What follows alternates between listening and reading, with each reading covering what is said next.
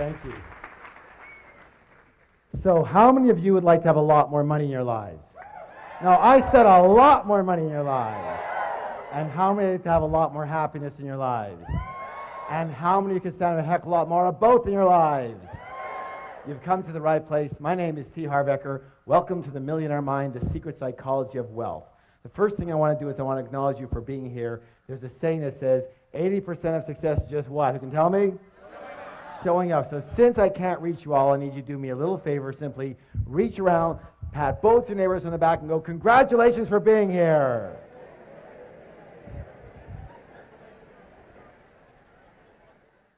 It takes a lot of courage to really have a look at your life sometimes and admit what's going on. And most of us, well, we're not the best admitters, are we? Kind of reminds you of this story about this lion who's walking along the path of the jungle. And he comes across a monkey. And he goes, hey, monkey, who's the king of the jungle? And the monkey goes, you are, sir, you are. He goes, that's right, and don't you ever forget it.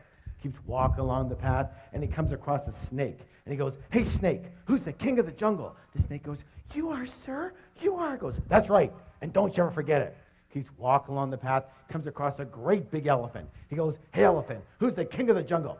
The elephant just keeps walking. He goes, hey, elephant, who's the king of the jungle? The elephant just ignores him. The lion gets really mad, swipes the elephant on the butt, draws blood. The elephant gets angry, picks up the lion with his trunk, throws him around, fires him on the ground, stomps on his head, picks him up, throws him around, fires him on the ground, stomps on his head, picks him up, throws him against a tree, and the battered and bloody lion just lies there and says, hey, you don't have to get mad just because you don't know the right answer. Hey, you might as well laugh now because it don't get any better, okay? Anytime I do any training, I have 2 rules. How many rules? 2. How many rules? 2. Thank you. The first rule is really important. It says this: don't believe a word I say. Now, in all sincerity, why would I suggest that? That's right. Whose experience can I come from? Thank you. Just my experience. It doesn't make it right. It doesn't make it wrong. It doesn't make it true. And it doesn't make it false. It just makes it my experience. All I can let you know, however, is that the information and principles you're about to learn here tonight totally transformed my life and has now transformed the lives of literally thousands and thousands and thousands of other people. Is it okay if I tell you just a little bit about myself? Thank you. I guess my claim to fame is that I owned at least a dozen different businesses before I hit the age of 30. Included in one of those businesses was opening one of the first retail fitness stores in all of North America. Now, the interesting thing about that company is that I started that business with $2,000 that I borrowed on my Visa card. And from there, I was able to open 10 company-owned locations in only 2.5 years, and then sold half my company shares to a Fortune 500 company for $1.6 million. How many wouldn't mind starting with a $2,000 credit card loan and having $1.5 million in your pocket a couple years after that? Excellent. After that, I kind of semi-retired. I moved down to San Diego, and I began doing some consulting, some one-on-one consulting. And I guess it was pretty effective for people because they started bringing friends and relatives and managers and partners, and pretty soon it was 1-on-2 and 1-on-5 and 1-on-10 and 1-on-20. And someone suggested, Harv, you might as well open up a school already. And I said, you know what? That is such a good idea. And I did. And I founded the Street Smart Business School and taught thousands of people all across North America street smart business strategies for high-speed success. What kind of success, please? Thank you. And it was during these seminars that I noticed something.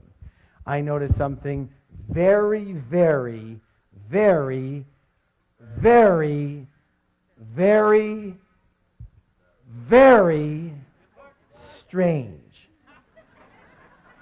Would you like to know what it was? Well, maybe I'll tell you next time, but what it was simply this, that you can actually have 2 people sitting side by side in exactly the same room. And one person would take these principles and they would skyrocket to success. But what do you think would happen to the person maybe sitting right beside them? Not a heck of a lot. And I realized right there, you can actually have the greatest tools in the world, but if you have just a tiny leak in the toolbox, we have a little problem. So I began designing programs based on the inner game. What game? Thank you. The inner game of money and success. And when we blended and combined the inner game with the outer strategies, with the outer tools, virtually everybody's results went through the roof. Does that make sense, y'all? A good example of what I'm talking about with this inner game is How many of you notice the phenomenon that when a millionaire loses their money, they generally have it back a very short time later? True? A good example of that is, have you heard of this fellow by the name of Donald Trump? Here's this multi-billionaire who loses everything and more, and 2 years later, he's got it all back again and more. Why does this phenomenon happen? It happens because even though these people might have lost their money, they never lost their most important ingredient to their success, which was their what? Their millionaire. In Donald's case, it's his what? His billionaire mind. Do you realize that Donald Trump could never, quote unquote, just be a millionaire? Let me ask you your opinion. Are you willing? How do you think that Donald Trump would feel if his net worth was $1 million? Yeah, he'd feel poor. He'd feel broke, right? Now, listen, this is the most important thing you could ever learn. That's because Donald Trump's financial thermostat, his what? Is set for, everybody pick your finger up right here. Fingers up. Make it be with me. Billions, not millions. Most people's financial thermostat is set for, fingers up, thousands, not millions. Some people's financial thermostat is set for, fingers up, hundreds, not even thousands. And some people's financial thermostat is set for, thumbs up, below zero. They're freezing and they don't know why. Which brings us to the psychology of wealth. It's very important to realize that we live in a world of duality. A world of what? Thank you. Help me out here. In and out. Give me some examples. Black and white, hot and cold, back and forth, left and right, up and down. Excellent. Excellent. Take right and left. Is it possible to have a left side without a right side? Left of what? You see, they're a comparison. So just as there are outer laws to money, therefore there must be what? Excellent. You know, the fact is that most people do not reach their full potential. Most people are not successful. 80% of individuals will never become financially free in the way they would like to be financially free. And 80% of individuals will never claim to be truly, truly happy. And there's a reason. Would you like to know the reason? The reason is very simple. That most people are a little on the unconscious side. They live only on a very superficial level of life, only based in the visible world, only based in what they can see. Now, a good example I'm talking about here is we're going to call this the tree of life. Tree of what? Life. Excellent. And on this tree grows what? Fir. Who said fir? Fruits. What's the word? Fruits. So we take a look at the fruits of our life, which are our results, right? And we don't like them. They're too small. They don't taste good. There's not enough of them, right? Well, what do we tend to do? Don't we tend to focus more and more of our energy and focus on those fruits, on those results? Yes? Except for one thing that we forgot. What is it that created those particular fruits? It's what? It's those roots that create those fruits. It's what's under the ground that creates what's above the ground. It's what's invisible that creates what's visible. True or true? Is that sometimes or all the time? Let me ask you a question. Is this the way it is in nature or not? Yes. Are you a part of nature? Yes. Then it may be the case that it might be the same with us, yes? Yes. All right, very good. So, the most important thing that I think people need to realize that they just don't seem to get taught anywhere is that we don't live in only one realm alone. We live in at least 4 different worlds at once. We live in the mental world. What world? The mental world. We live in the emotional world. What world? We live in the spiritual world. What world? And absolutely we live in the physical material world. And what most people never get is that your physical material world, your results, what actually happens to you is nothing more than a printout of the other 3 areas. These are the fruits, but these are the roots that cause those fruits. This is your result, but these are your causes. Does that make sense? Yes? This is what's above the ground, but this is what's below the ground. This is what's visible, but this is what's invisible that causes what's visible. So, it boils down to this, that money in the real world, the real stuff, money, the physical reality, is nothing more than a result. It's a what? Result. Money is a result. Wealth is a result. Health is a result. Illness is a result. Your weight is a... We live in a world of cause and E. Let me ask you a question. How many of you ever heard anybody allude to the fact that a lack of money was a little bit of a problem? Anybody ever hear that? Let me say this right now. A lack of money is never, ever, ever, ever, ever a problem. It's never a problem. A lack of money is merely a symptom. What's the word? Of what's going on underneath. Lack of money is just the result. What is the root cause? Meaning that the only way to permanently, what's the word, please? Permanently change your outer world is to first change your what? You know what? We're going to give that some energy by doing a declaration together. Who can tell what a declaration is? A statement that we make what? Out loud. Thank you. And, you know, why does that work? And let me just put it this. I'm not going to get into the whole situation around it, but everything is one thing. Everything is energy. What is it? Energy. What is it? Energy. Everything is energy. And all energy travels in what? Frequencies and So when we make a statement out loud, we are sending a vibration, A, into the universe, and B, if we put our hand on our heart, on our chest, we feel the vibration of that specific statement throughout the cells of our body. Yes or yes? You know, I know for a lot of you, you're thinking, oh my God, is this ever hokey? But the way I figure is this. I'd rather be really hokey and really rich than really cool and really broke. How about you?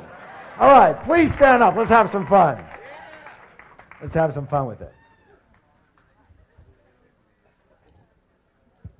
Good job. Now, here's what I want you to do. Put your hand on your chest, on your heart. Sir, your chest, not her chest. Come on, let's go. And simply repeat after me.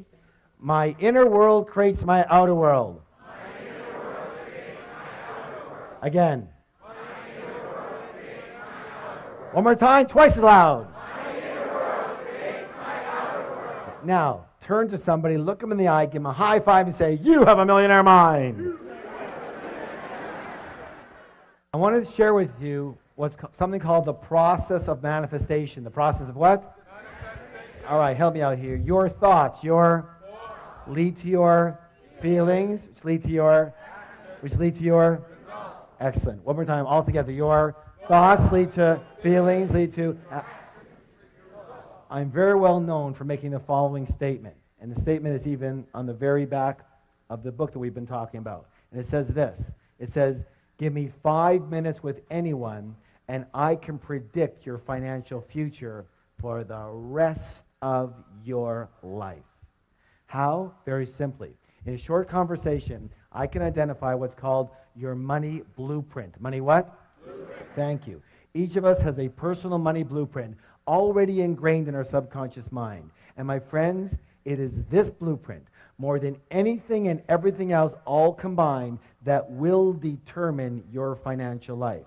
You can know everything about business. You can know everything about marketing, about negotiations. You can be the best salesperson.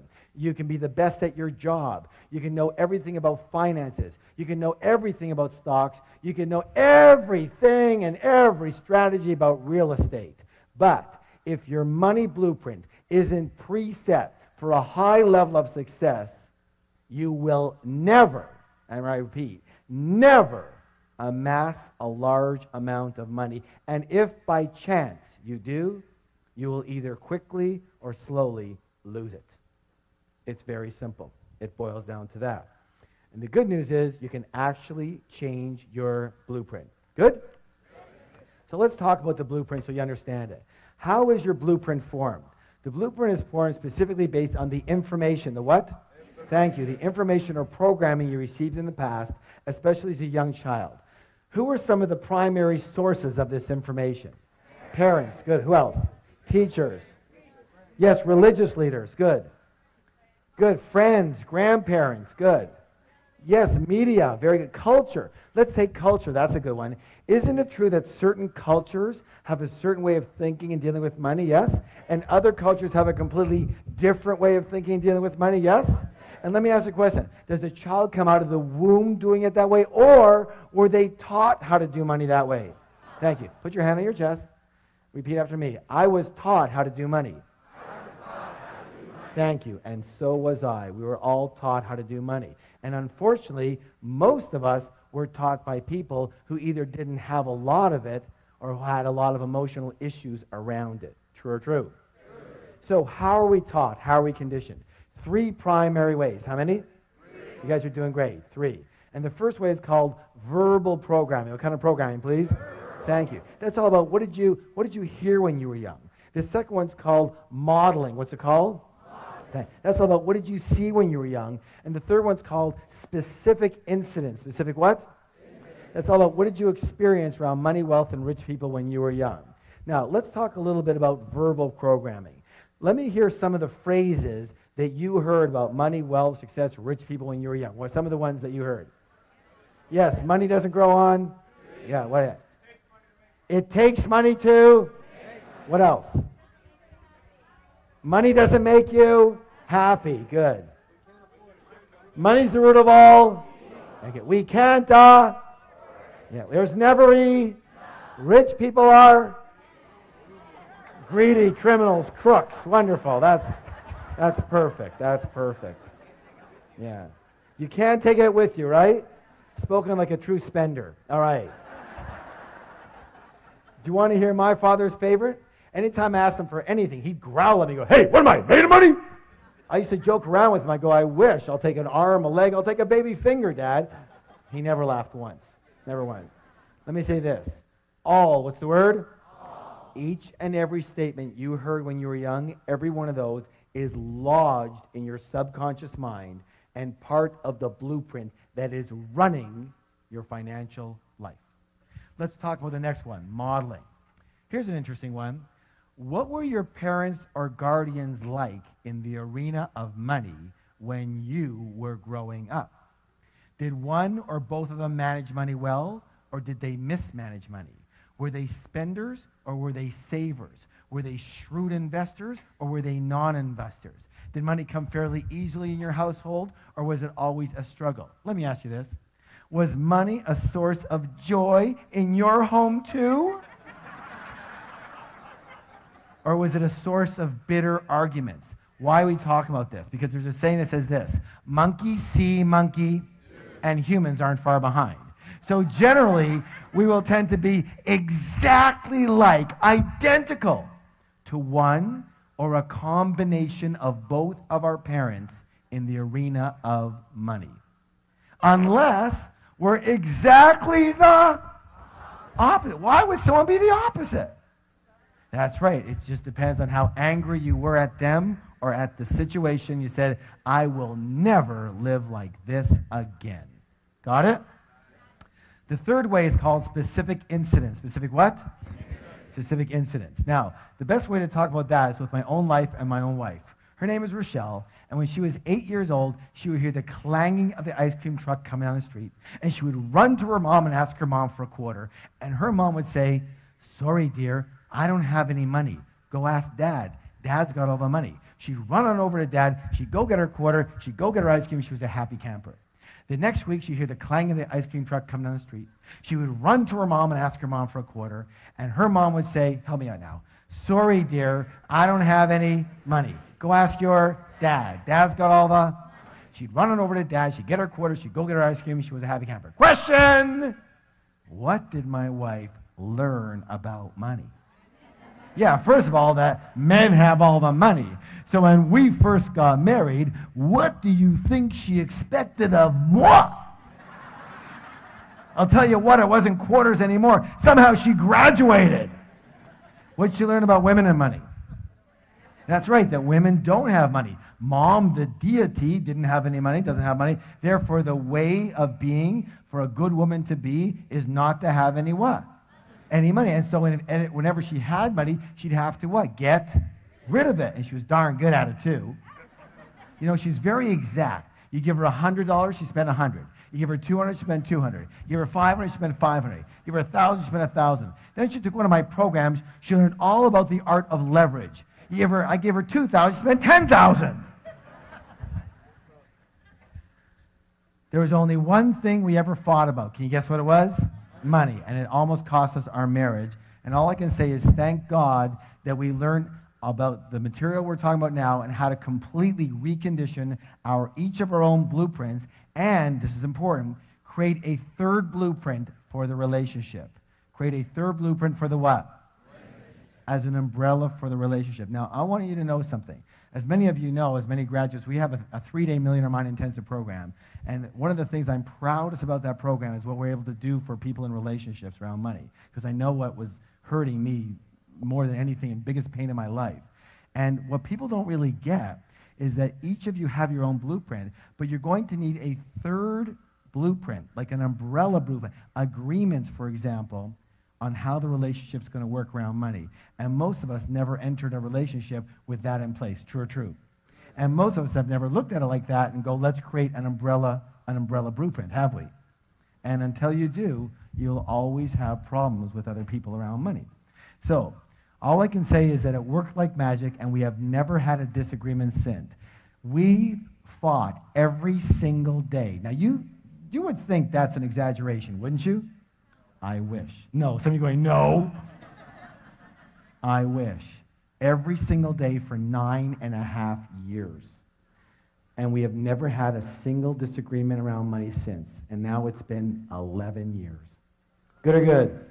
All right, give that a hand. Hey, you can do better than that. Let me hear ya. So the big question, even bigger question, the big question is this. What is your current money blueprint set for?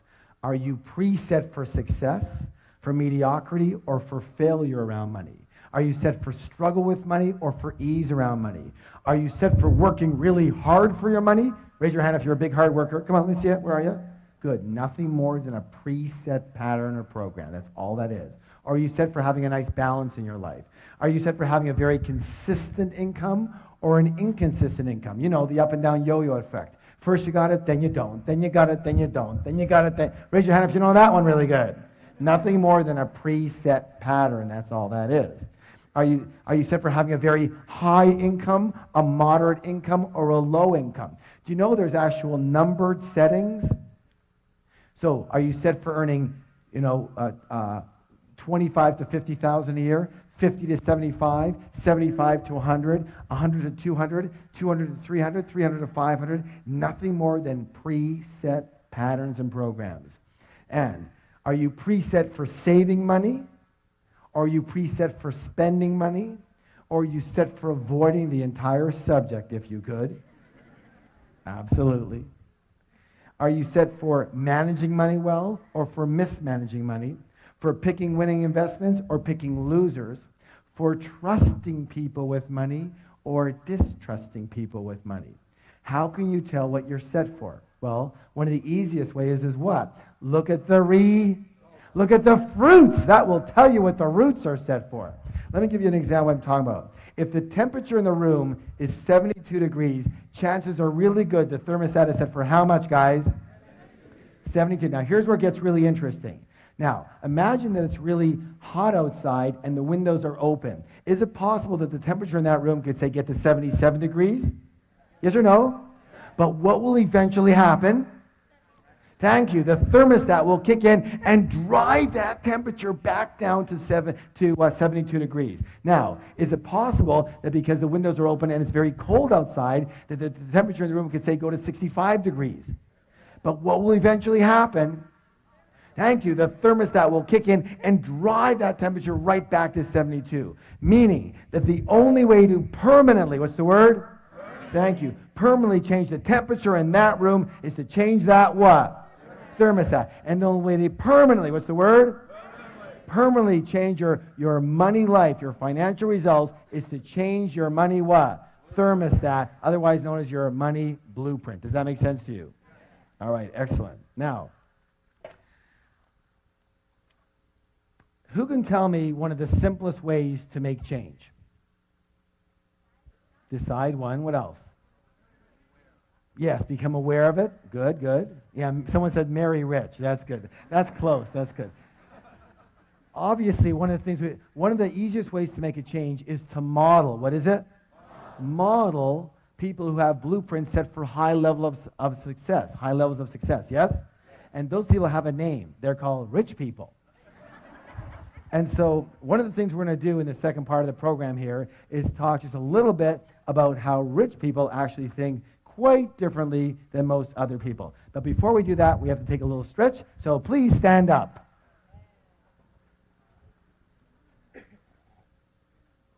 All right, raising your arms nice and high. I want to hear a big, big groan. Let me hear you. Oh, good job. And this way. Oh, louder.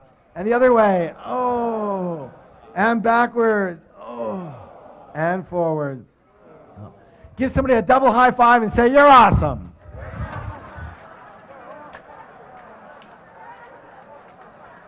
And have a seat, have a seat.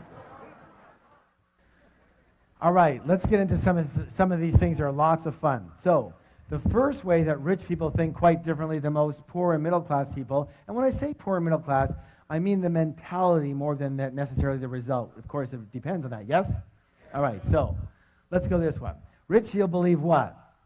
I create, one more time, twice as loud. I create my life. And most poor and middle class people, what do they believe? Life happens to me. Life happens to me. If you want to create real wealth, it is imperative to believe that you are at the steering wheel of your life. You have to believe that you are the one who creates your success. You are the one who creating your mediocrity, and you are the one creating any financial struggle. Consciously or unconsciously is still you. But instead of taking full responsibility for what happens to them in their life, most people, well, they play the role of the what? The victim. Now, you can always tell a victim because they leave 3 indelible clues. And we're going to go over these right now. But before we do, I want you to realize that I do fully understand that what we're about to talk about here has nothing to do with anyone in this particular room. But just in case you know someone who should have been here, make sure you bring them next time. Yes? All right. So the first thing they do is what? They blame, that's right. They blame the economy. They blame their type of business. They blame the stock market. They blame the real estate market. They blame the city they live in. They blame the taxes. They blame the government. They blame their employer. They blame their employees. They blame their manager. They blame customer service. They blame their partner. They blame their upline. They blame their downline. They blame their husband. They blame their wife. And of course, everybody wants to blame their parents for something. Or the next thing they do is they do what? Thank you. They justify their situation by saying something like, well, you know, money's not that important. Let me ask you a question. If you said that your husband or your wife or your boyfriend or your girlfriend wasn't that important, would they be around for very long? I don't think so, and neither would what? You know, neither would money. And people come up to me in my major seminars all the time, and they'll walk up and they'll say something like that. They'll say, well, you know, Harv, money's not that important. And I'll go, you're broke, aren't you? And they'll go, well, right now I'm a little short. No, not right now, always. You've always been broke, yes or yes. And they go, of course they're broke. Of course they're broke.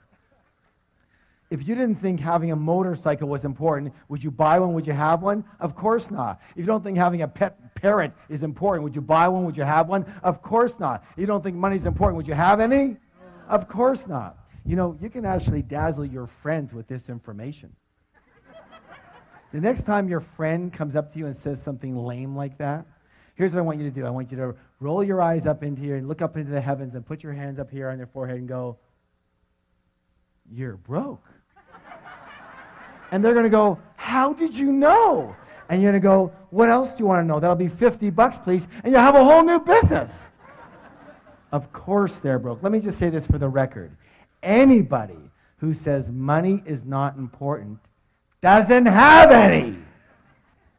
True or true? All right, now, the third one here is absolutely imperative. What's it say, please? Complain. Let me say this right now. Complaining is the absolute worst possible thing you could do for your health or your wealth. The worst. Why? Well, one of our other programs is called the Wizard Training. What kind of training? And that's all about how do you manifest what you want with elegance and joy versus a lot of struggle.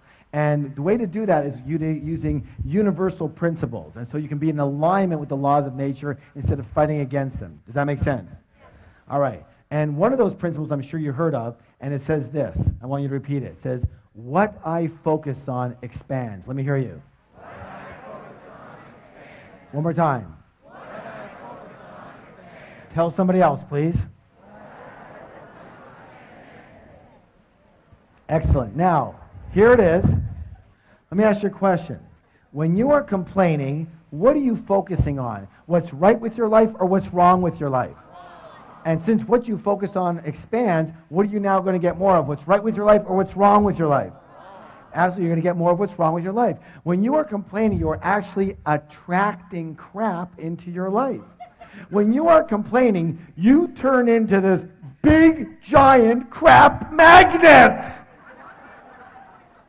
And have you ever heard that complainers, they usually say the same thing, say, well, of course I complain. Look how crappy my life is. And now you know better, so you can say, no, it's because you complain that your life is so crappy. Shut up and don't stand near me. So I'm going to give you some homework. Are you willing? An action plan. Now, here's what I want you to do. For 7 days, how long? No complaining. Not out here and not in here. And when you can do that for 7 days, I promise miracles will occur for you. And it's got to be a whole 7 days. Why? Because you still might have some, residual crap coming to you from before, right? Because crap doesn't travel at the speed of light, It travels at the speed of crap, and it's really slow. So it has to be a whole 7 days. Are you willing? All right, good job. Now, here's the thing you have to understand. Here's the secret. Are you ready for the secret? No, you're not ready. Are you ready for the secret? All right. Lean forward. Hands on your ears. Let's see them. Okay, here we go. Ready? There's no such thing as a really rich victim.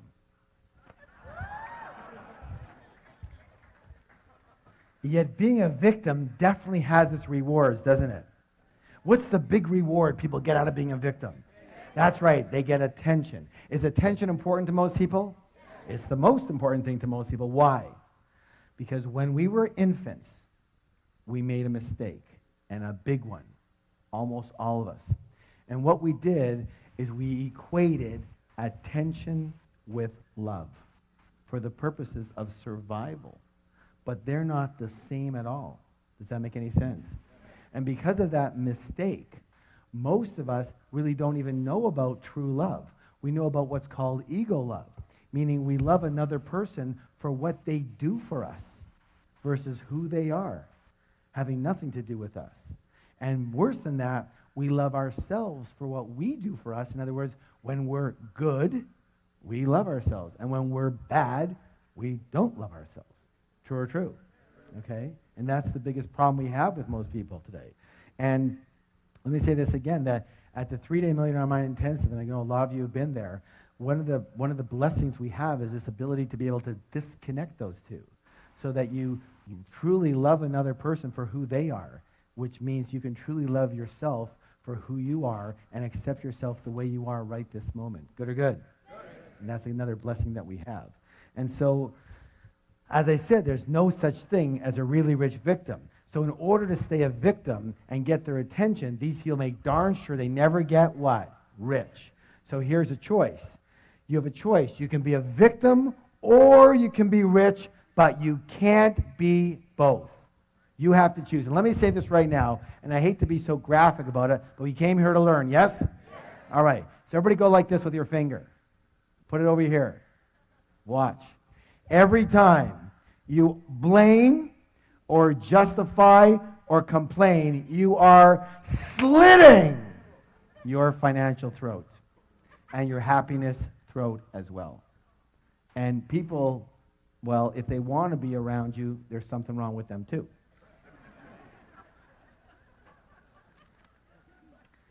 So it's time to acknowledge the fact that you create everything that's in your life, you create everything that's not in your life, and everything in between.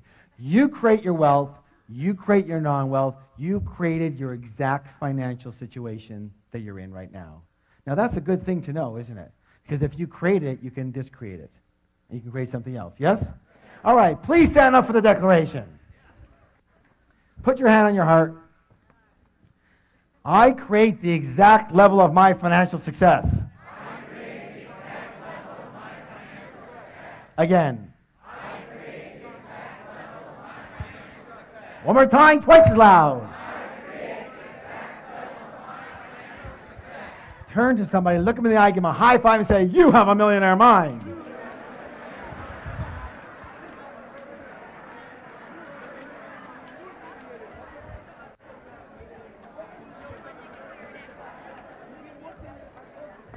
And have a seat. Good job. All right, here's another one. This is very important. Now, what do we do when something's very important that's coming up? We do a drum roll. Ready? Let's hear it. Let me hear it.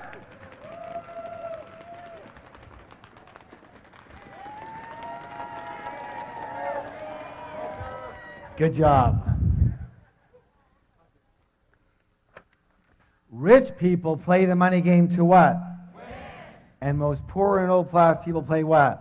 Not to lose. Not to lose. Oh my goodness. Most people actually play the money game on defense versus offense. Let me ask you your opinion here. Again, in sports or any game you play strictly on defense, tell me, what are your chances of actually winning that game? How many people say pretty slim and none? And what are your chances of winning the game big? Impossible. True?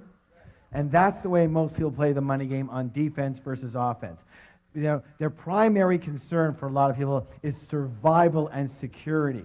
You know, so what is your goal? What's your objective? What's your true intention? For a lot of people, their primary intention is to have enough to pay the bills. I just want enough to pay the bills. On time would be a miracle.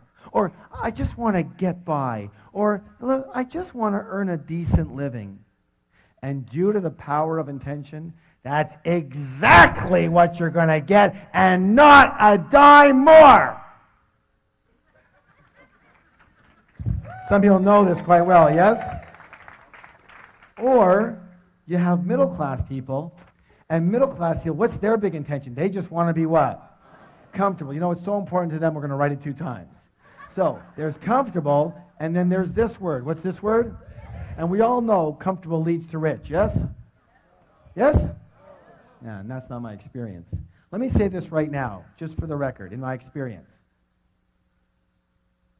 Comfortable and rich are planets apart. Planets apart.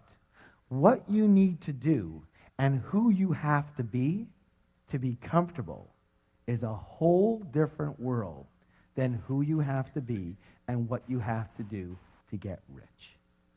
Is that clear at all? Is that really clear?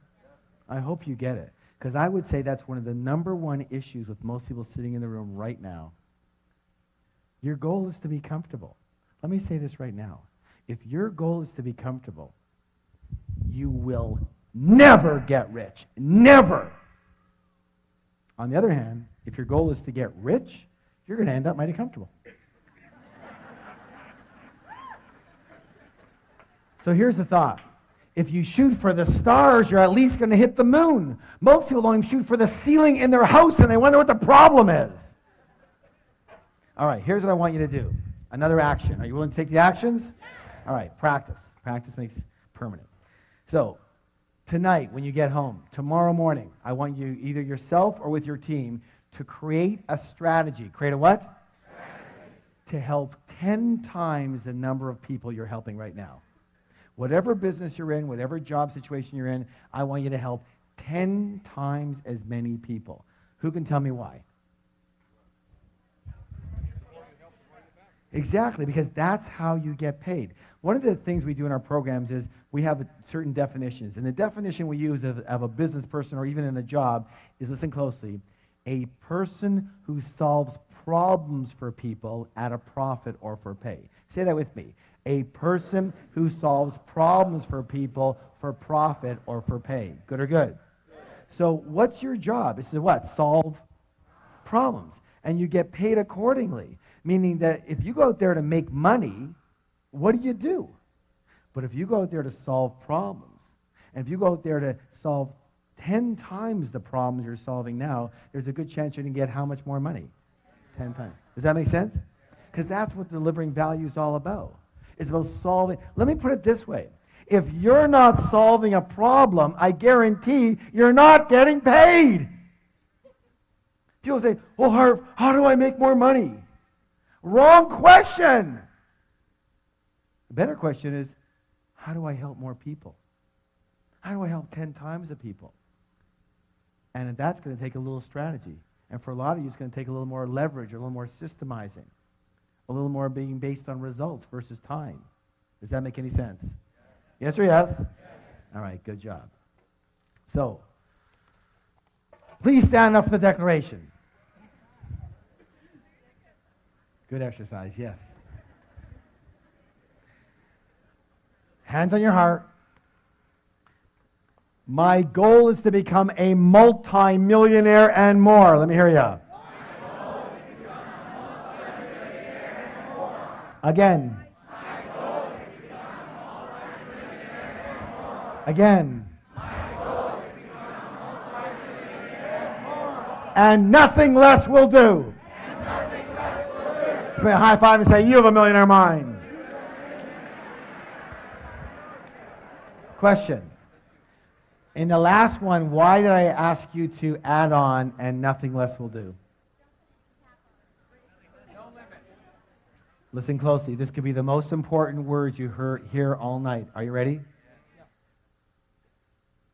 What you settle for is what you get. Let me say it again. What you settle for is what you get. If you look at your life right now, the results of your life is exactly what you've settled for. You understand what I'm saying? People walk into a job situation or a business. They walk into a job and they're in a job interview and the interviewer says, "Well, what's your salary expectations?" And they go, $250,000 a year. And the guy goes, "What? This job pays $30,000. Really? So find me another job. It pays me $250,000. See, if you are only willing to do what it takes to earn $250,000 a year, that's all you'll accept. And you will keep on hunting and searching and creating the strategy until you get there. But if you are willing to take $30,000 and be comfortable and get by, that's it. You're done. Does that make any sense at all? Yes. What you settle for is what you get. Say it. What I settle for is what I get. Tell somebody else, please. Good job. All right, let's go to the next one here. This one here is a simple one and really short. Listen closely. Rich people always think the word what? Both. And most everybody else thinks what? Either or. Either or. As in, either I can be rich or I can be spiritual. Either I can be rich or I can be good and kind.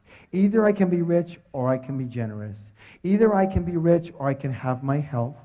Either I can be rich or I can have time for my family. Either I can have money or I can have love. Either or, either or. All that is called scarcity thinking. What kind of thinking? Scarcity thinking. And the answer to all of those is what? Both. Both. Listen. Listen. You're smart enough. You're intelligent enough. And you are creative enough to create a strategy that works for you in your life. And if it's not working on day one, you readjust it until it's working on day two. The answer is what? Both. What is it? Both. Both. Absolutely. You can be kind and generous and loving and spiritual and compassionate and really, really rich. Good or good?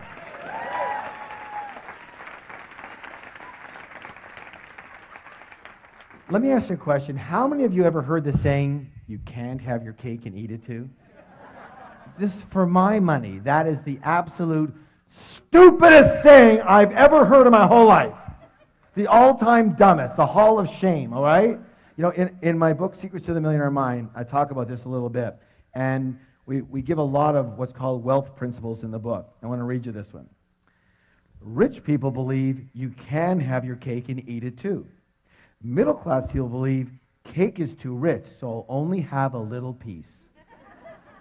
Poor people don't believe they deserve cake, so they order a donut, focus on the hole, and wonder why they have nothing.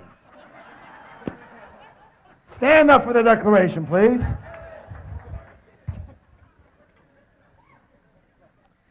It goes like this. I can be kind, generous, and loving and still be really, really rich.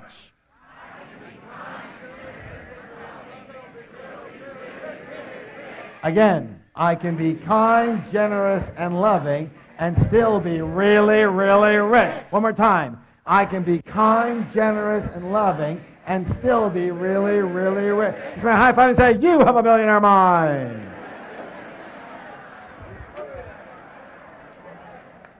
All right, good job, guys. Excellent work. This one here is such an insidious one. It's like something in the back of most people's mind, but they never will say it out loud. And it's one of the biggest blockers of all the blockages of wealth. Are you ready? Yes. Rich and successful people admire and model. What's the two words? Admire other rich and successful people. And what do most everybody else do? They resent the heck out of them, yes or yes? Most poor and middle class people often look at other people's success with resentment or jealousy or envy, or they snip, they're so lucky, or they whisper naughty things under their breath. You have to realize something so simple, that if you view rich people as bad in any way, shape, or form, and you want to be a good person, then you can never be rich. You can never be rich. You can never be rich. So you have to practice. Say, I have to practice. So instead of resenting rich people, I want you to practice admiring rich people. I want you to practice blessing rich people. I want you to practice loving rich people. That way you unconsciously know that when you get rich, other people will what? They'll admire and bless and love you instead of resent the heck out of you. Much better for creating wealth. Yes or yes? Yes. You know, I want to share with you a philosophy that completely transformed my life. Are you willing to hear it? Yes. It's from the Huna philosophy. Where does Huna come from? Hawaii, thank you. And it simply says this. Bless that which you want. Say it with me. Bless that which you want. Bless that which you want. So what that means is this. If you see somebody with a beautiful home, bless that home and bless that person. If you see somebody with a beautiful car, bless that car and bless that person. If you see somebody with a beautiful family, bless that family and bless that person. If you see somebody with a beautiful, wonderful business, bless that business, bless that person. Why? Because anything that you negate, you can never have. Never. Does that make any sense? And you got to watch it. It's so quick, isn't it? It's so quick to do a little tinge of resentment, to negate them. And meanwhile, you know you can't have it after that. So, I have a little practice for you on this one. Next time you see somebody coming out of a limousine, I mean, someone who's got some money, obviously. Not some party kids with 48 people in the limo. Prom night! No, you know what I'm talking about. I want you to walk over to that person coming out of that limousine. I want you to shake their hand. And I want you to say, thank you. Thank you for being an excellent role model for me for creating success.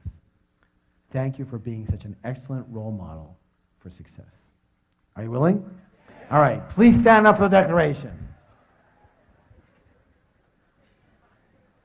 Hands on your heart.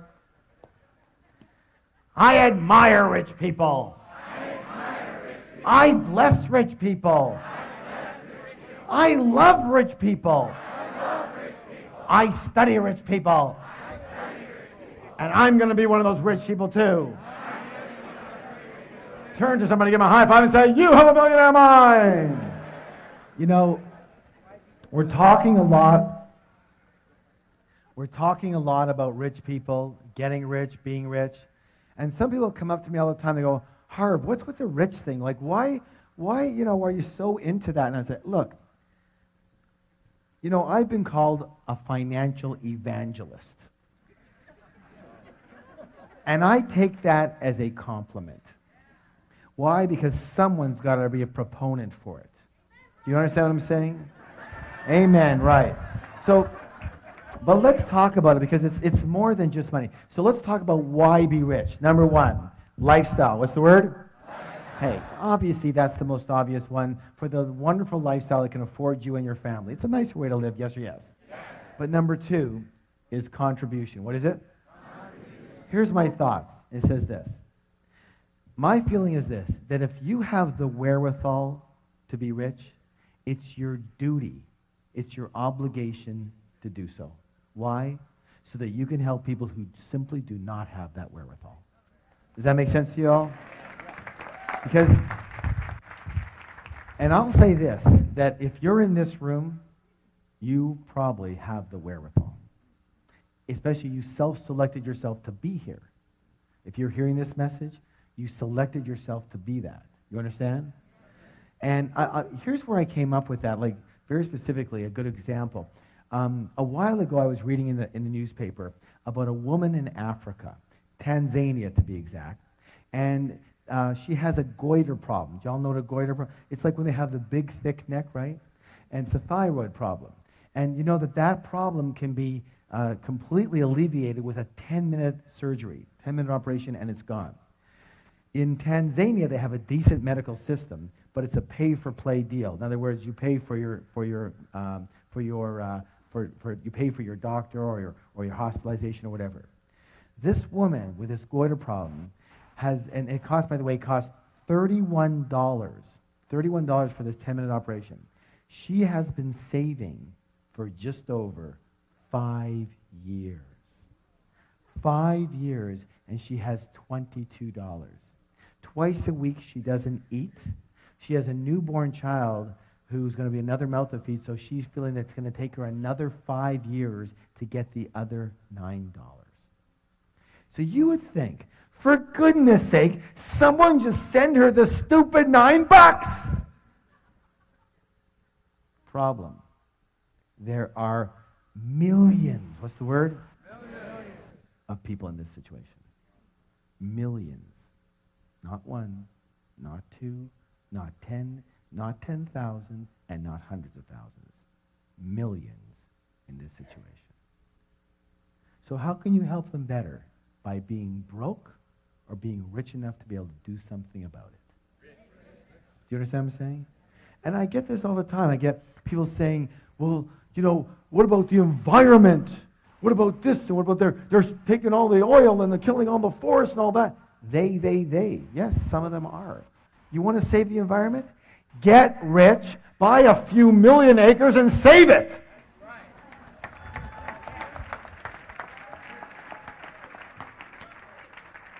You're going to have some power and control over your land. Do you understand what I'm saying?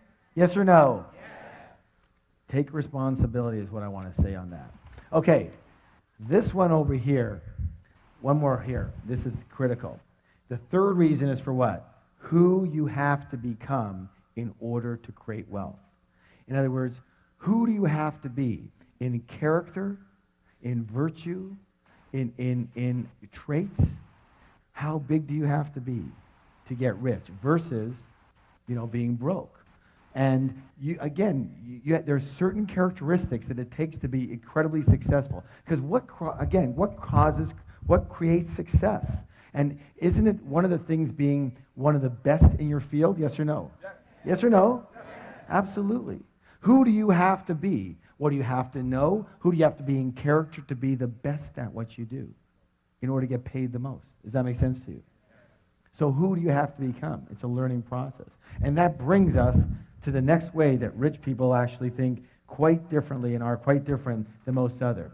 Rich people are what? Bigger than their problems. What is it? Bigger than their problems. And most other people are what? Smaller than their problems. Smaller. And the secret, guys, I want you to hear something right now.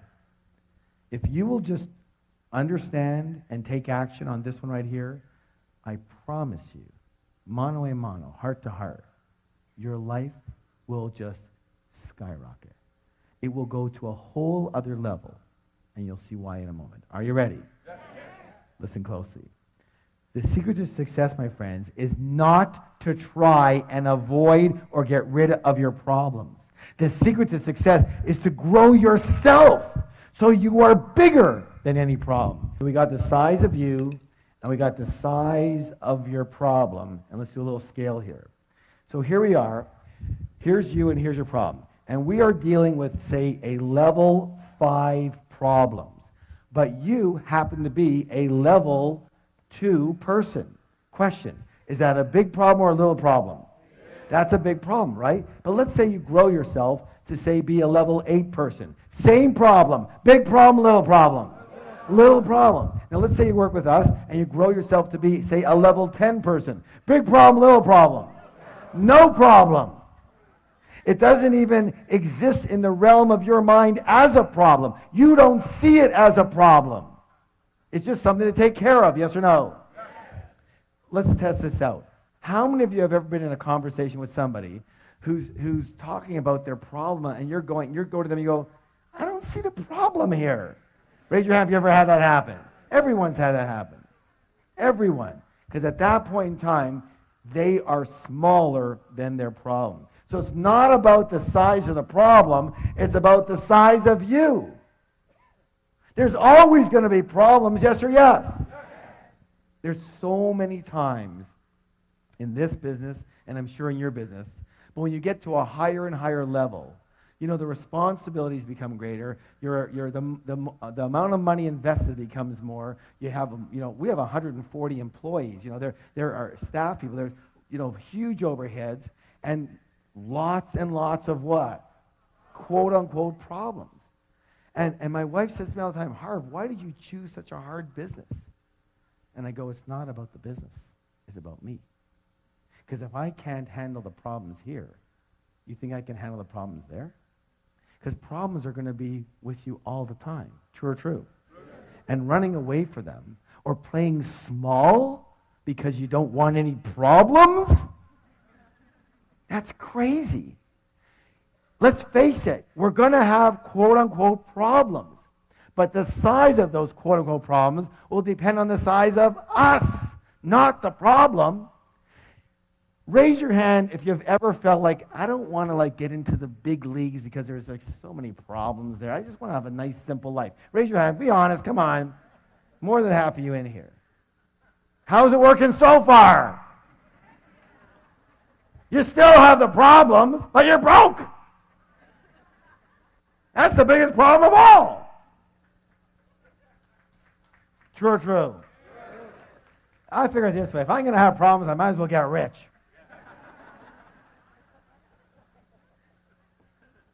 All right. So I'm going to give you a little anchor. Who knows what an anchor is?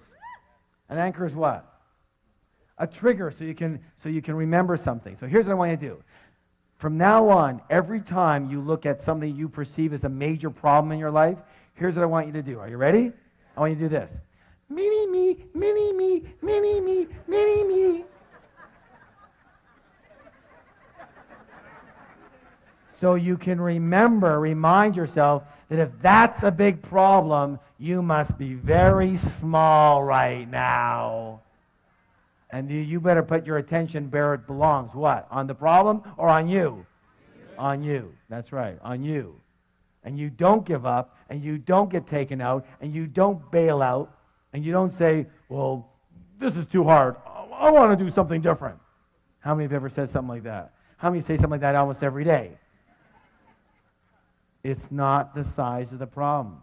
Have you heard the saying, fortunately or unfortunately, you take yourself with you wherever you go? That's what my answer is to my wife. How could you choose such a hard business? It's not the business, it's moi. True or true? True. If it's hard, it's because I made it hard. If it's easy, because I make it easy. If it's successful, it's because I made it successful. If it's unsuccessful, it's because I made it unsuccessful. True or true? True. Doesn't just happen to us. So, the fact is that your wealth can only grow to the extent that you do. So the goal is to grow yourself so you can handle any problems that get in your way of creating wealth, and just as importantly, keeping your wealth once you've got it. And who knew that would be an issue? You know what? This is only reserved for certain people in this room. People who have or have had a lot of money and know that it's one complete world to make it. And it's a whole other world to keep it. True or true? That is a whole other world. And again, it's not about the it. It's about you. It's about you. And so, really, you're like a container. Say, I'm a container. And if the container is small, but the money is big, what has to happen? That's right, the money goes. The money goes. Do y'all understand that? Let me say this again. If you, the container, is small, but somehow the money is big, what has to happen? It doesn't fit. It has to go somewhere else. True or true? So you have to grow yourself so you become a big, big container. So you can attract and hold money. And one of the things we do in our programs is we focus on not only growing yourself as a container, but consistently growing yourself. Because if you want raise your hand if you want your money to consistently grow. Remember, your money can only grow to the extent that you do. So if you want your money to grow, who has to grow? I do. Now you got it. Now you got it. Now you've got the root. You have to keep up with the money. Let me put it another way. Your money has kept up with you. I'll say it again. Your money has kept up with you. If your money's here, it's because you're here. Does that make any sense? If your money's here, it's because you're here. If you're here and your money's here, it's going to have to meet you. It'll always grow to the extent that you do, and always come down to the extent that you are. Raise your hand if you've ever heard stories about people who are doing really well and then they messed up in their relationships, messed up with habits or with drugs or alcohol, and what happened to their money? Always comes down to meet them. No? Yes? Your money is at the same level you are, my friends. And that's not a derogatory thing. That's to make sure you start to focus your attention where you need to. Personally, I always looked outside of myself. Once I do this marketing thing, and once I understand this real estate, and once I do this, and once I... But it wasn't about any of those things. It was about the size of me. Was I able to attract and hold and grow the money? True or true? I hope you get it. Now, so, like I said, you must grow yourself to be a big container so you can attract and hold big wealth. And here's the beautiful thing about it. If you are a big container, if you are a big person, and your intention is to have wealth, a lot of money, but right now you don't have it, guess what has to happen? What has to happen? The money has to come. Why? Because it's a universal principle. And the universal principle says that the universe abhors a vacuum and will rush in to fill any space that's created for it. And if you're a big container, but you only have a little money right now, the money has to come if that's your intention. True or true? It reminds you. Good. That's good news, isn't it? You keep working on you. You're on the right track. You're on the right track here. My favorite plant is the Chinese bamboo plant, along with that line. Why? Because this is a very interesting plant in that you plant the seeds and you look after the first year, there's nothing there. And you look in the second year, and there's nothing there. And you look in the third year, and there's nothing there. You say, forget it. Somehow the seeds didn't take hold. I've got no tree here. In the fourth year, there's nothing there. But in the fifth year, all of a sudden you see a little sprout. And then listen to this. In 6 weeks, how long? 6 weeks. That plant can grow to 90 feet. 90 feet in 6 weeks. How could that be possible? Because what was it doing for 5 whole years? Growing its roots. Like you guys. Growing its roots. So that when it does pop, it can withstand that incredible growth. What would happen if it didn't grow those roots so deep and thick? The first big wind that comes, it's gone. How many people know people that that's happened to?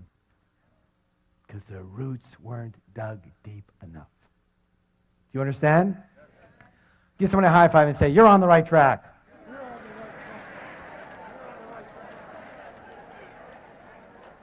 That's why it's so imperative that you keep learning and growing. Learning and what? Growing.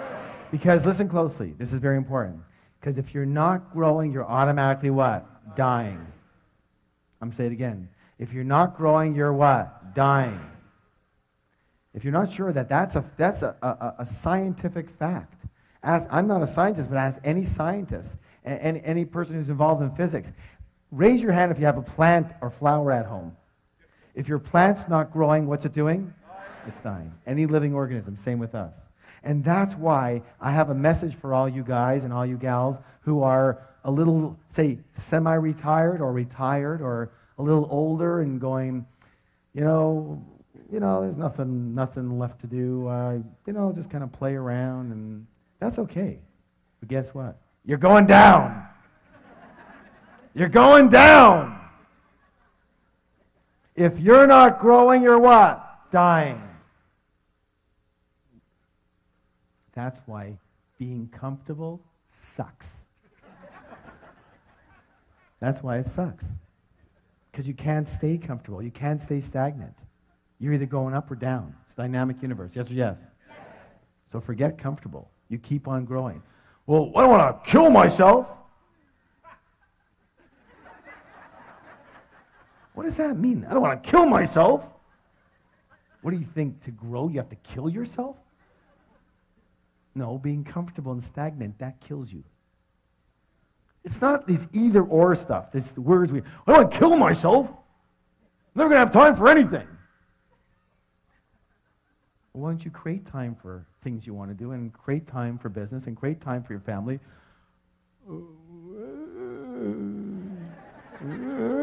I don't know how to do that. Good. Then you learn. You learn how to do that. Good or good? That's one of the other things, too. I talk about exploding money myths. You'll say, well, I'm incompetent with money. I just can't handle money. I'm not good with money. That's your reason? Well, I'm not a good piano player. But if I wanted to play piano, I'd what? Learn. Hello. We don't come out of the womb doing money. Most of us got taught. But what about taking the responsibility and accountability and going out there and learning it? Learning the field you need to learn. Learning the investments you need to learn. Learning how to do money. When people are at my seminar and they go, I'm incompetent with money. I'm just not good at it. And that's their reason? It's crazy. Learn how to do it. Good or good? Yes. Listen, no excuses. No excuses, no reasons. In our Enlightened Warrior Training Camp, we have a flip chart that says, reasons or results. And the big one is what? Or. Reasons or results. You cannot have both. If you have a reason, you know you didn't get the result. True or true? So, the result is rich. Yes? Yes. And everything else is your story.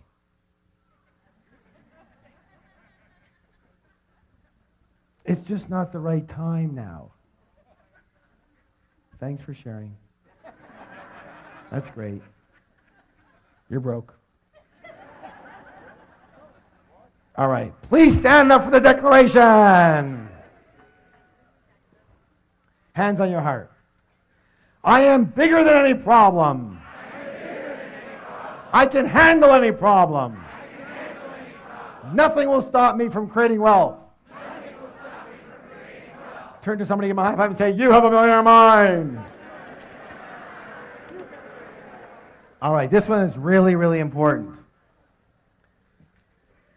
Recall the process of manifestation. Say it with me. Your thoughts lead to your feelings, lead to actions, lead to results. Which one is the highlighted one? Action. How many people agree to succeed in the real world, you have to take what? Action. Let's see if that's true. Why is that? Thoughts and feelings, are they part of the inner world or part of the outer world? Inner world, thank you. Results, part of the inner world or part of the outer world? Outer world. And therefore, action becomes the what? The bridge between the inner world and the outer world. Do you understand? So, you can think all you want about wealth and success. You can meditate. Listen, I've meditated for 25 years. But I've never been meditating there and had a bag of money drop on my head. I'm one of these unfortunate souls that actually has to do something in the real world to get any of the stuff. A lot of people are very kind and generous and wonderful, well-intentioned people. They just don't do anything. Or they don't do anything at a high enough level or take enough massive action to get anything done. They just talk about it, they think about it, they meditate it, but nothing actually happens in the physical world. And if you want physical money, you'll need to transfer into the physical realm from the mental, emotional, spiritual sides. And the way to transfer from those three invisible to the visible, from under the ground to above the ground, into the physical realm is through the process of action. True or true? That's why action is absolutely critical. Now, if that's true, what prevents us from taking the action we know we need to be taking? Fear, thank you. How many people agree that fear and doubt and worry are among our greatest obstacles, not only to success, but to happiness as well?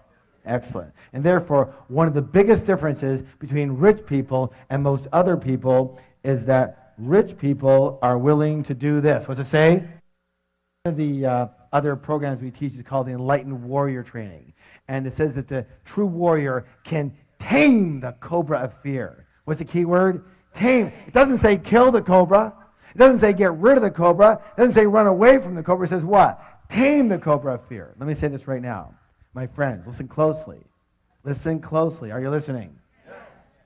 It is not necessary to try and get rid of fear in order to succeed. Rich and successful people have fear. Rich and successful people have doubts. Rich and successful people have worries. They just don't let those feelings stop them and take them out. Unsuccessful people have exactly the same feelings, but they let those feelings stop them, paralyze them into thinking, oh my God, what will happen now? And they're done. True or true? True. A lot of people believe that rich people don't have fear. That's ridiculous. Ridiculous. So, how many people agree we're creatures of habit? Yes? And therefore the secret is to practice. What's the word? Practice acting in spite of fear. Practice acting in spite of doubt. Practice acting in spite of worry. Practice acting in spite of inconvenience. Inconvenience. If your life is about convenience, you'll never be rich. Let me say this right now. It's not always convenient to do what it takes to get rich. And practice acting in spite of discomfort. It's the same thing, as I said earlier. I'm going to challenge you right now, as I do with all of my students. Are you willing? Are you willing? Yes. I want you to find uncomfortable situations and move into them. I want you to look for uncomfortable situations and get involved in them. And when something becomes uncomfortable for you, that's when you go into it. You understand that? Why? Because, let me ask you a question. We talked about it earlier. When you're comfortable, you're in what zone? You're in your what? Your comfort zone. And in your comfort zone, are you growing or dying? You're going down. So you've got to get uncomfortable. Until you're uncomfortable, you're not growing. Are you willing? So the only time you're growing is when you're uncomfortable. Say, the only time I'm growing is when I'm uncomfortable. Pat someone in the back and go, you're growing, man, you're growing. You can always tell rich people, you can always tell middle class people, you can almost always tell broke people by the actions they're willing to take and not take. How much comfort or convenience runs their life. You know, one of the things we talk about is that at the end of our programs, usually we talk about the 3-day Millionaire Mind Intensive. And very often someone will stand up and say something like, they'll say, well, you know, it's not being held in the city that we're in right now, and I'd have to like take a flight and fly for 4 hours, and get a hotel, and this and that, and it's just so inconvenient. And have 2 words: you're broke. You're broke. You have to be broke. If a 4-hour drive or a 4-hour flight or a 4-day flight is going to stop you from doing whatever it takes you have to do to succeed, then what else will stop you? Here's the easy answer: anything. Anything will stop you. Why? Because you are a person that will be stopped. Now, you choose. Either you are a person that will be stopped, or you are a person that will not be stopped. One or the other. And here's the thing. You have to train yourself to not be stopped. It's a practice. You have to train yourself to not be stopped. Because it's easy to be stopped. And most of us were unstoppable at one point, and then day 2 of our lives happened. And we got taught. We got what? To stop. For our safety, supposedly. But we generalized it to everything. True or true? Look, you can throw my philosophy right out, but here's my philosophy. If it isn't going to kill you physically, do it.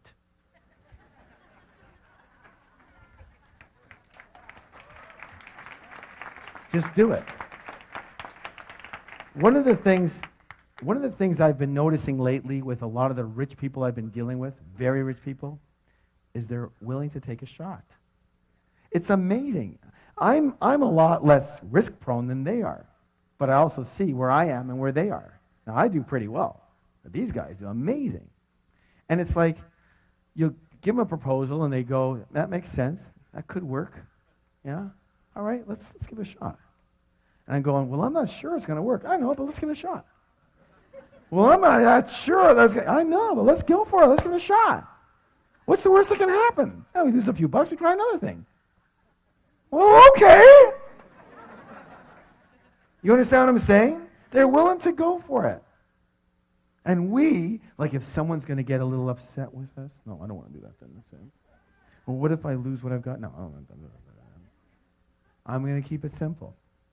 If it's not going to kill you physically, do it. You'll be so much better off in the end than waiting for the exact right moment and time. By the way, when's the exact right moment in time? When you feel comfortable. Notice? It's got you coming and going. And so it doesn't let you be comfortable so that you can make sure it keeps you out of harm's way. Because your mind is a protective mechanism. Its job is to protect you, not to help you succeed or be happy. Did you know that? Good or good? All right, good. So, please stand up for the declaration. One more here. I act in spite of fear. I act in spite of doubt. I act in spite of worry. I act in spite of inconvenience. I act in spite of discomfort. I act in spite of anything. Turn to somebody, give them a high five and say, you have a millionaire mind. This is a 45-pound arrow with a nice steel tip on the end of it, a wooden arrow here. And in a moment, I am going to pick one of you to come up here and break this arrow in a highly unusual way. So you all better listen very closely. Are you listening? Yes. All right, good. Everyone hold up your index finger. Excellent, good. Now, take it and press it into the soft part of your throat and push in really hard. If you start to gag and choke, you've got the right spot. That's where you'll be breaking the arrow. Now, the arrow break is a metaphor. What is it? It's a metaphor, symbolizing breaking through an obstacle that's happening in your life. So let me show you what this is going to look like. Michelle, if you can come up here, that'd be awesome. What this is going to look like.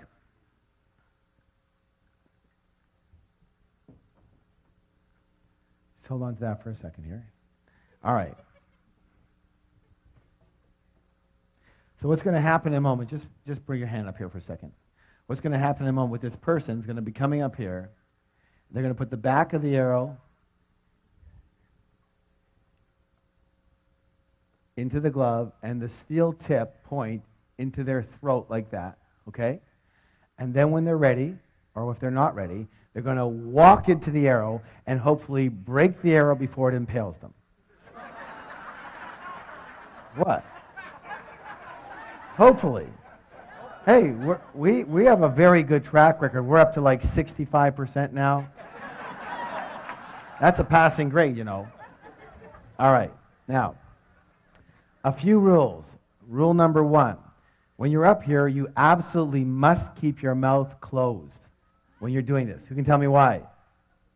That's right, splinters. And by the way, we didn't always know that. Rule number 2. You're going to be covering your eyes with goggles, okay? There's another set over here for you. And rule number 3, walk directly into the arrow, straight on. Do not twist to the side. Because if you twist to the side, what can happen is it can get caught in this artery right here and pull the artery right out, and it looks really funny when you have this artery sticking out of your neck like this, and you can't even go to the doctor. Like, what are you going to say? It's like, what happened? You don't want to know, okay? So you're not going to believe it. All right. So here's how this is going to work. I'm going to show you how this works. And here's the deal. The 4th rule is massive support. What kind of support? Massive. What kind of support? Massive. That means we're all on one team, yes? So when this person breaks this, I want everybody to give them a massive standing ovation, right? Yes. All right, good. Now, that's when the person comes here. Let's talk a little bit about, let me show you how this is going to work, all right? So I'll do a little demonstration for you. So here's the deal. If I break the arrow, if I break the arrow tonight, I want massive round of applause. Yes? If the arrow happens to break through me tonight, I want someone to pick up the phone, turn it on, and call 911. Yes? All right, are you ready? All right. Things are sharper than they used to be. No wonder I don't do this anymore.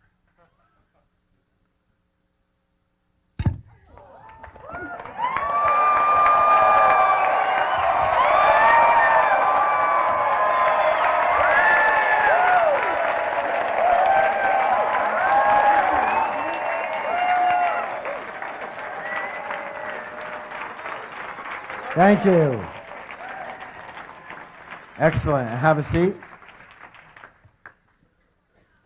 Oh my gosh, look what I found. A steel arrow.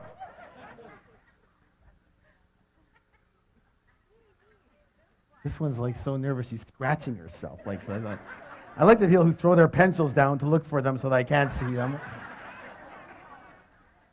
Who's never done anything like this, but has something, hold on, as I said, hold on. This is a metaphor. A metaphor means it's something that you are trying to break through tonight. Never done anything, would be scared to death to do this. Would be totally scared. She doesn't look too scared to me. Are you? Okay, come on up here. Give a round of applause. Okay. What's your name? Nicole, okay? Yeah, the first thing we have to do, Nicole, is take care of some legal work. Here you go.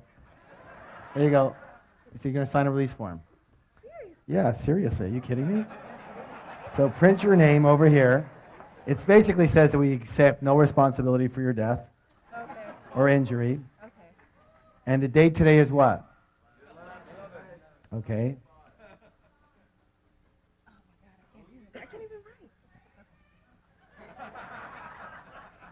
write. You had a nice neck. And just sign your name over here. And are you here with somebody? Yes. Okay, so your mom is here, okay. And she let you come up here? She doesn't know? Yeah. Put your phone number there. And again, unfortunately now, because of some recent situations, you have to put an emergency contact here.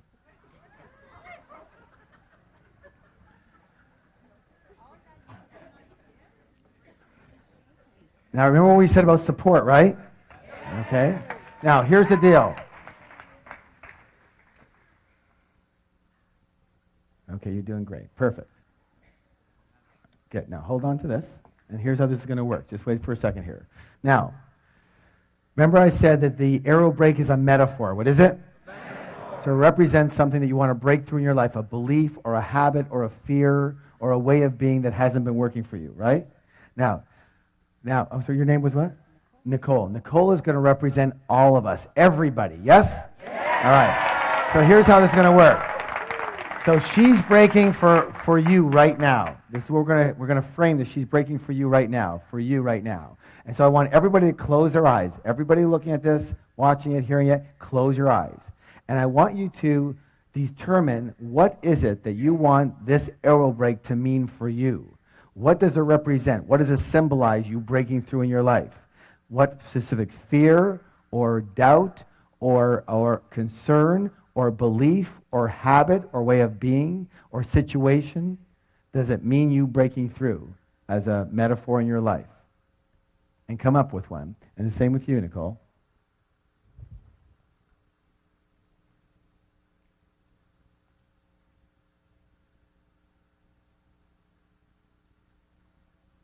Okay. Please open your eyes. And let's hear from Nicole. What was it here for you? Just limiting beliefs about being. So limited, be as specific as possible. What is it specifically? Basically that men have the money and women don't. Excellent. That's so what she said. Can I share it? Yeah. That men have the money and women don't. And that's a belief that a lot of people carry. Yes? Yeah. Men carry that too.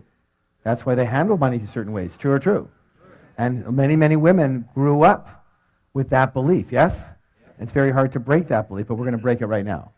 So here's the belief that men have the money and women don't. Got it? Now, unfortunately, we're going to have to turn this around this way. All right, put that on your eyes. And don't go until I tell you to. Michelle's going to be holding for you. All right. And so what I'd like you to do is, Nicole, stand over here. That's it. Move over this way. Come towards her a bit this way. Okay, good. Now, come on closer over here. Okay, now don't go until I ask you to. And now put 1 foot forward, 1 foot back a bit. That's it. You're going to be walking straight in when I tell you to go. And keep your shoulders square, okay? Now, don't go yet. How does that feel? How does it feel? Is it comfortable or uncomfortable? Uncomfortable. Very uncomfortable. Good. You ain't felt nothing yet. Wait till that thing goes in. Okay, hold on. Here's the deal. Here's it. See, are you sure it's in the right place? You're a perfectionist? No. Yeah, you are, aren't you? Yeah, it's got to be perfect, right? No, it's not. But that doesn't matter. Here's the deal. Whatever your mind is telling you right now, just let your mind chatter. It's okay. But don't believe it. Because you saw me do it. It's doable. And if anybody can do it, you can do it. Say, I can do it. I can do it. So, this is a steel rod. What's your throat? Steel rod. What is it? This is a toothpick. What's this? Toothpick. So in a moment, you're just going to look at Michelle. You're going to go give her a hug. You're going to forget this even exists. You're just going to walk right into it and don't even think about it. You guys ready? Yeah. Ready, go. Hard! Yeah!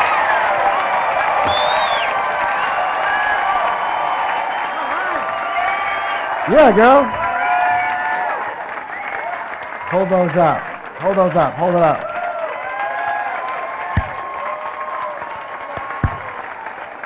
Way to go. Now, stay here for a second. Stay here for a second. Look at that. Now, okay, go ahead. Now, question. Was that physically, was that harder or easier than you thought it was going to be?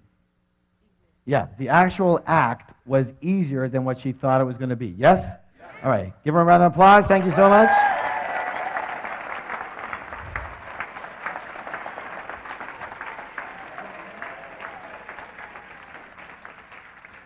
Let me talk about your mind right now. Remember, she said it's easier than she thought it was going to be. And let me say this right now. I'm going to guarantee that 99.999% of all the things you think that you can't do, that are going to be way too hard, too many problems, are easier than you think they're going to be.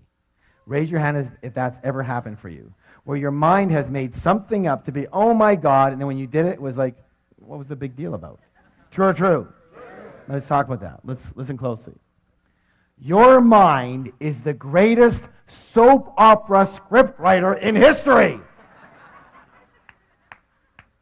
It makes up incredible stories, usually based in dramas and disasters, of things that never happened and things that never will. Mark Twain said it best. He said, I've had thousands and thousands of problems in my life, most of which never actually happened. It's very important. One of the most important things you can ever understand, is that you are not your mind. Say, I'm not my mind. You are much bigger and greater than just your mind. Your mind is a part of you like your hand is a part of you. Your hand isn't you, but it's a part of you. You wouldn't introduce yourself as your hand, would you? Hi, I'm my hand. What if you had a hand that was much like your mind? It was scattered all over the place. It was constantly beating you up. And it never shut up. Yada, yada, yada, yada, yada, yada, yada. In the car, yada, yada, yada, yada. In the shower, yada, yada, yada, yada, yada, yada. What would you do if you had a hand like that? Cut it off. No. It's a very powerful thing. What would you do with it? That's right. You learn to want to control it. You learn to train it. You learn to manage it. True or true? And that's the critical piece. Training and managing your own mind is the most important skill a human being could ever own. Do you understand this? I'm saying it again.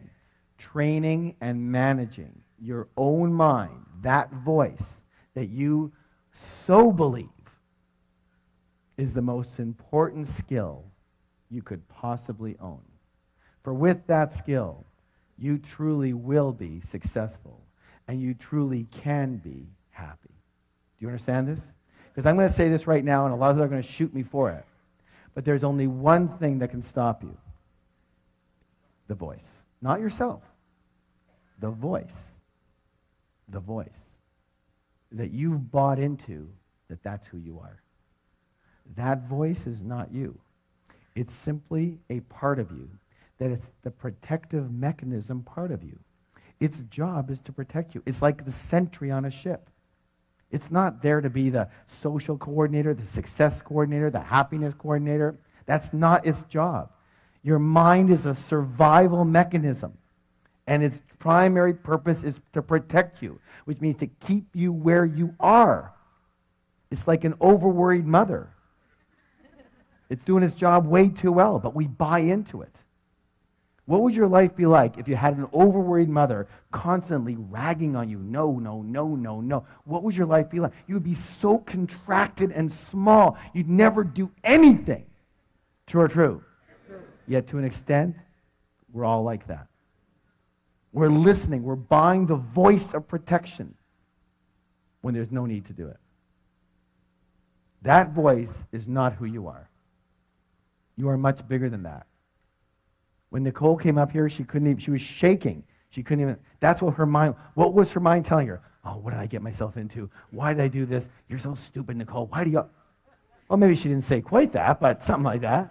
And then she's doing it, and we're pushing it, and she goes, oh my God, like this is way harder than I thought. And her mind goes, blah, blah, blah, blah, blah, blah.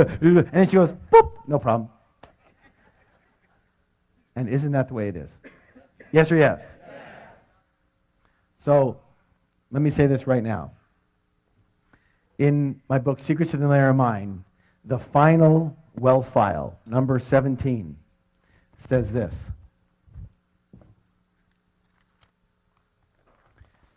Rich people are willing to what? Learn and grow. And most poor and middle-class people think they what? Already know. They already know. Let me say this right now. I'm going to complete with one of my famous sayings. And the saying is this. You can learn to do anything. You can learn to succeed. Every master was once a disaster. I'll say it again. Say it with me. Every master was once a disaster. Everybody who's great at something today was once terrible at it. So it doesn't matter where you're starting from. You understand what I'm saying? Everybody starts somewhere. Some start here, some start here, some start over there. Everyone's got some type of ailments, handicaps, problems. Even if you don't have a problem, your mind will tell you you do. I had a woman the other day come up to me and say, I don't know what it is. It's just, I get to a certain level and there's always a situation that comes up. Something always happens and it screws me up. What is it? I said, if you look in the mirror, you'll find it. It is so easy to determine people's obstacles because there's only one of them right there. The voice in your head that stops you, tells you no, gives you doubt, and suffocates your life. And my blessing and my promise to you is if you challenge that voice and stop believing everything it tells you and just go for it anyways, in spite of fear, in spite of it chattering, you will soar to a level you have never experienced before in your life. So how many of you realize that your mind is a very powerful force? It can work for you or it can work what? Against you. The rule is really simple. If you are earning less than $50,000 a year and you want to earn $100,000 or more, you're going to have to change your money blueprint. Money what? Blueprint. If you're earning $100,000, you want to earn $200,000, you have to change your money what? Blueprint. If you want to go from $200,000 to $500,000, you have to change your money what? Blueprint. If you're earning good money but you're not managing it well, you have to change your money what? If your income is inconsistent, you have to change your money what? Excellent, good. If you work way too hard and you want to be able to earn as much money or more with more balance, you have to change your money what? Blueprint. If your investments aren't zooming, you have to change your money what? If your business isn't booming, that's a result. You have to change your money what? If you have money and you want to make sure you keep it and you grow it, you have to change your money what? Excellent. And unfortunately, your current money blueprint would tend to stay with you for the rest of your life unless you identify it and you change it. And that's exactly what we do in an extraordinary 3-day program called the Millionaire Mind Intensive. It's changed the lives of thousands and thousands and thousands of people all over the world. And if it's okay with you, I'd like to tell you just a little bit about it and give you 2 critical principles. Fair enough? All right, listen closely. The first part is called winning the money game. What's it called? There are proven strategies for creating fast financial freedom, and you have to know them. Millionaire Mind Intensive, you're going to learn exactly how rich people play the money game so you can do what? Model exactly what they do. Let me ask you a question. If you had a parent, let's say a father, for example, that when you grew up, your parents were extremely rich. But not only were they rich financially, they were rich emotionally, spiritually, they were kind and loving, and they taught you the ropes of how to do money. How many of you think you could be doing a lot better right now? Exactly. Exactly. And that's what you're going to be able to do. Rich people have a very specific way of playing the money game, and you're going to learn to do exactly what they do. And this includes learning how to create massive amounts of passive income. Raise your hand if you believe passive income is important. Someone tell me why. What's the word? Freedom. Thank you. Freedom. What's the word? Freedom. Without passive income, you can never be what? Free. Now, here's where it gets interesting. This is why almost all the other trainers out there send their students to us. Did you know that just about everyone is programmed not to earn passive income? Not to earn it. Programmed not to earn it. You're not sure? Maybe we should test this out. Let me ask you a question. When you were 12, 13, 14, 15, 16 years old, and you needed money, what did your parents say to you? Did they say, well, then go out there and earn some passive income? Did they say that? What did they do? Go to work. Go get a... And that's exactly what we did. We went to work. And we learned. What's the word? We learned that we work for money. We learned to have money, you must what? Raise your hand if you were taught that. Everybody was taught that. Yeah, and hard too, for a lot of you. But money comes from work, yes or no? And so that's the dendrite. That's the neurological pathway. That's the path of least resistance in your brain. And it's unnatural and completely unfamiliar and discomfortable for your brain to know passive income. It doesn't work for it. And so what happens is either people don't start in that arena, or if they do start, they get a little ways and then they sabotage themselves to go right back to 72 degrees. What the thermostat is set for, which is working for money. Do you understand that? Let me say this right now. At the Million Mind Intensive, when you walk out of there, you will be reconditioned so that passive income is your path of least resistance. It will be the primary way that you prefer, believe, and act in accordance with creating money. Good or good? Good. It'll be a natural thing for you. Good? Good. Now, let me say this also. You're also going to learn the world's easiest money management method. Managing your money is another critical difference between rich people and poor and middle class people. I'm going to tell you a story that can change your life. Are you willing? Yes. Are you willing? Yes. Imagine you're with a 5-year-old child. You're walking down the street. You come across an ice cream store. And you go into the store and you get the child a single scoop of ice cream on a cone because they don't have any cups. The child is only 5 years old. They have very little hands. They're kind of wobbly. And as they walk out the door, it jostles them, and the ice cream falls out of the cone onto the ground. Being the kind and generous person that you are, what do? You walk back into the store, and just as you're about to order another scoop of ice cream, the child sees the poster on the wall of the triple scooper. And they go, I want that triple scoop. And now, being the kind and generous person that you are, do you now get them the triple scoop or not? No, of course not. Why would you set them up to fail? They couldn't even handle 1 scoop. What, are you going to load them down with 3 scoops now? Let me say this right now, my friends.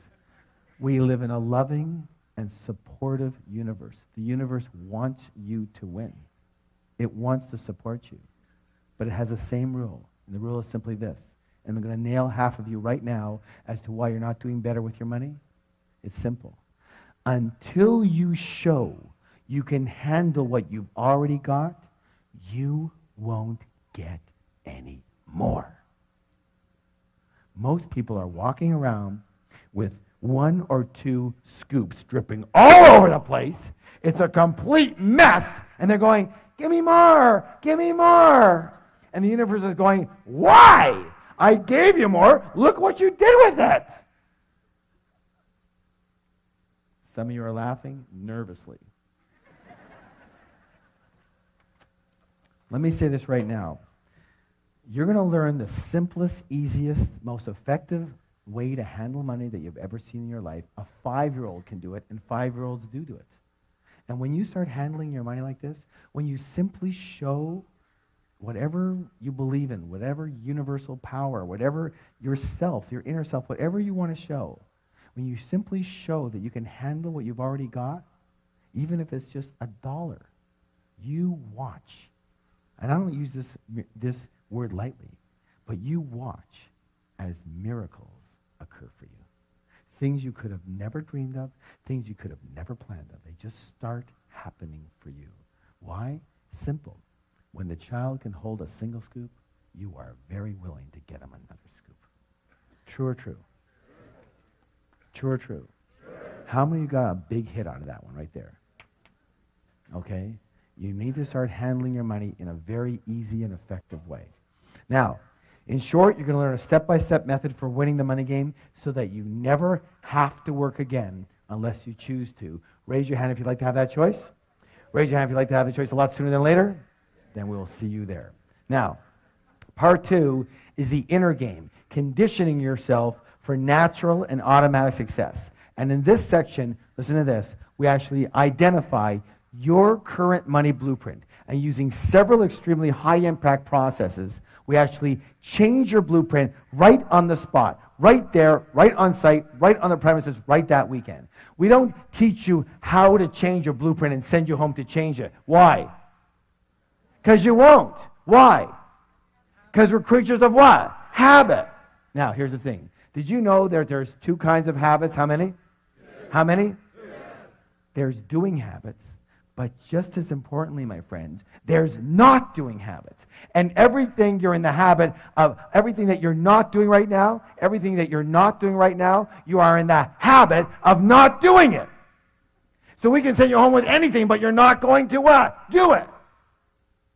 So we don't wait for you to go home. We do it right there on the spot. You walk in with one blueprint, you walk out with another one set for automatic and natural success. People ask me all the time, they say, Harv, do you have the Midas touch? And what do I answer? I go, no. I have a blueprint set for success, just like all of you can have. I look so forward to seeing you again soon. I hope I've served you in some way. Thank you so much.